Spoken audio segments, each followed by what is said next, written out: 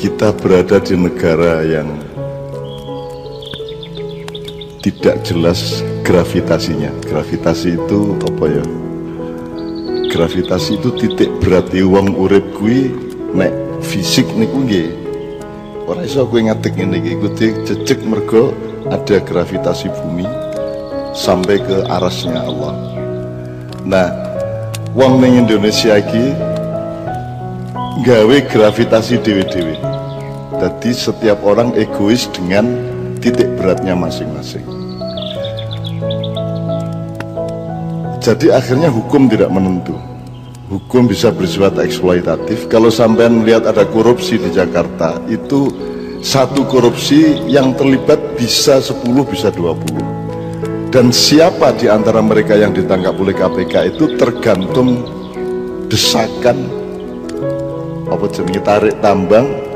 Tarik tambangnya bisa dengan uang, bisa dengan kolusi, artinya dengan mendatangkan atau ngumuk ke kekuasaan yang lebih tinggi dan seterusnya. Jadi apa yang dialami beliau Pak itu saya jumpai sangat banyak di Indonesia. Saya kasih contoh, misalnya sampean pernah melihat nyun sewu niki Bu nggih, nyun sewu nggih. Sampean pernah lihat di TV itu ada seorang marinir, bukan marinir, brimob. Marinir apa brimob? Marinir ya, yang ditangkap karena membunuh bosnya, seorang Tionghoa. Tapi dia lari dari penjara beberapa kali. Dalam keadaan dia diborgol tangan dan kakinya. Terakhir dia dititipkan ke penjara militer pun dia bisa melarikan diri. Itu seorang marinir. Kemudian pada suatu hari setelah dia ditangkap kembali, jadi dia lari dari penjara itu untuk nikah di Kupang, di Nusa Tenggara Timur. Kemudian ditangkap lagi setelah dia kawin, terus dia ditaruh di penjara Sidoarjo. Di penjara Sidoarjo dia mengatakan kepada kepala lapasnya, kalapasnya, Pak, namanya Pak Trisno waktu itu, sampean kan tahu bahwa saya bisa lari dari penjara militer dalam keadaan diborgol tangan dan kaki saya. Maka kalau saya hanya mau keluar dari penjara sini, sangat mudah bagi saya. Tapi saya ingin katakan sama Pak Kalapas bahwa saya sudah bertekad tidak akan lari lagi dari penjara dengan satu syarat. Pak Kalapas tanya, apa syaratnya? Tolong pertemukan saya dengan Cak Mun. Wah, aku kaget toh.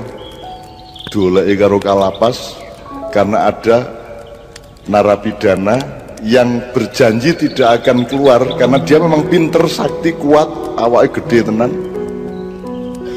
Gelem ora melayu, gelem di penjara seumur hidup dengan syarat ketemu aku. Lah wis tak parani rono. Begitu aku rono di kantor Kalapas itu, begitu aku teko, terus bocah iki jenenge aku rasa jenenge bocah iki teko kabeh kan melayu wedi kabeh. Nggak ada aku wong loro kae. Saya ingin menunjukkan gambaran bahwa manusia hidup itu tidak hanya terikat oleh negara, tapi sebenarnya keterikatan utama adalah pada Allah, dan nanti Allah yang akan menentukan apa yang harus kita ikhlaskan di dalam hidup kita. Pokoknya si bocah iki begitu ketemu aku langsung nangis, langsung bersih terus pokoknya ning panggonku ngene iki, wah gede banget awake.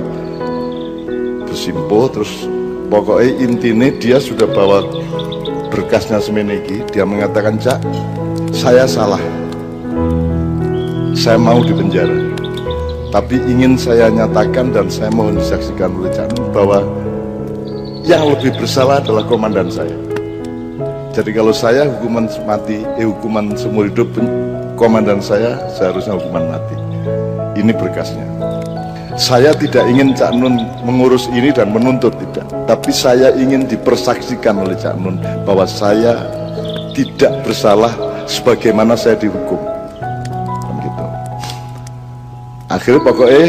Akhirnya tak urusin lah bojone tak golek penggawean, sak piturute lah kita kontak ke Kupang segala macam. Sampai sekarang dia sekarang menjadi pelatih, menjadi guru ngaji segala macam di penjara. Di Indonesia ini banyak sekali orang yang tidak salah masuk penjara, dan lebih banyak lagi orang yang salah dan tidak masuk penjara. Jadi sampean jangan minder, sampean jangan kecil hati. Jadi di Indonesia sampean tidak perlu bangga kalau tidak masuk penjara, dan sampean tidak perlu minder kalau masuk penjara, karena hukum di sini bisa dimainkan.